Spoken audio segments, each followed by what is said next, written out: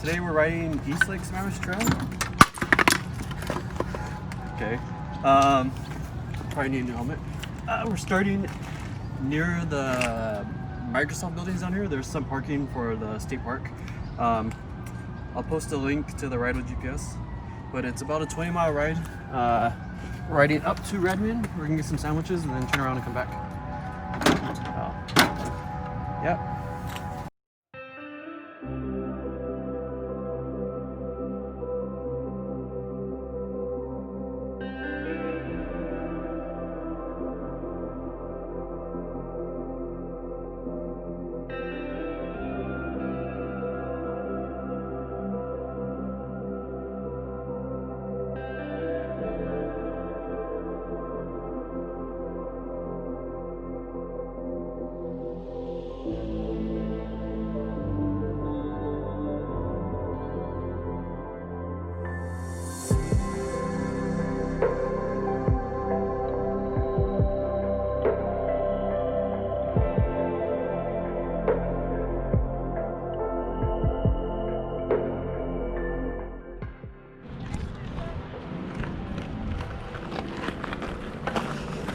So the trail is right off towards the northern end of the trail.